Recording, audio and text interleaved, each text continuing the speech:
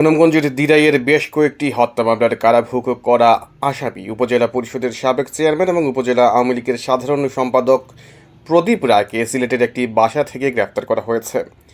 তাকে পুলিশ মঙ্গলবার ৮ জুলাই দিবাগত রাত ২:৩০টার দিকে সিলেট নগরীর সুবিধবাজারের লন্ডনী রোডের একটি বাসা থেকে তাকে আটক করা হয়, এমনই তথ্য জানিয়েছে বাংলা ট্রিবিউন, জাতীয় সংবাদপত্র বাংলা ট্রিবিউন। আমরা বাংলা ট্রিবিউনের সংবাদটি পড়ে শোনাচ্ছি। আলোচিত সেই নেতা সুনামগঞ্জ ২ আসনের সাবেক সংসদ সদস্য জয়া সেনগুপ্তার ডানহাত হিসেবে পরিচিত ছিলেন। আওয়ামী লীগ শাসন আমলে তার নির্দেশেই চলত দিরাই এবং শাল্লা উপজেলার শাসন ব্যবস্থা।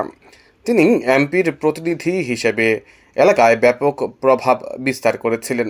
সর্বশেষে তিনি দিরাই উপজেলা পরিষদের নির্বাচনে বিজয়ী হয়ে উপজেলা চেয়ারম্যান পদে নির্বাচিত হন এবং দিরাই ও শাল্লার উপজেলার বড় বড় গ্রুপ ফিশারি, জলবহাল গরুর মৎস্যজীবী সমবায় সমিতির নামে ইজারা নিয়ে নেপথ্যে গডফাদার ছিলেন বলে তার বিরুদ্ধে অভিযোগ রয়েছে। বাংলা ট্রিবিউন আরও বলছে, জলমহলের দখলকে কেন্দ্র করে ঘোড়ামারা, সাতপাকিয়া, জারালিয়া, মেঘনা, বারোঘর, উদির হাওর দখল নিয়ে 4টি খুনের মামলার অন্যতম আসামি ছিলেন এই প্রদীপ রায়। এইসব মামলায় বেশ কয়েকবার তিনি জেল খেটেছেন।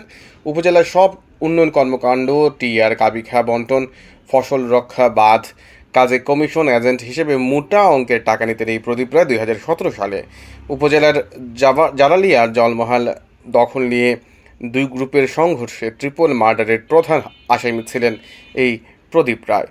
উদির হাওর জলমহলের দখল নিয়ে আওয়ামী লীগের 2 গ্রুপের সংঘর্ষে রুহেদ নামে একজন নিহত হন। এ ঘটনায় 5 দিন পর নিহতের ভাই বাদী হয়ে থানায় মামলা করেন। দিরাই থানার করা ওই মামলায় উপজেলা আওয়ামী লীগের সাধারণ সম্পাদক প্রদীপ রায় সহ 73 জনকে আসামি করা হয়। জালালাবাদ থানার ওসি মোহাম্মদ হারুনুর রশিদ বাংলা ট্রিবিউনকে বলেছেন, আওয়ামী লীগের নেতা প্রদীপ রায়কে আটক করেছে স্থানীয় জনতা। খবর পেয়ে পুলিশ ঘটনাস্থলে পৌঁছে গিয়েছে।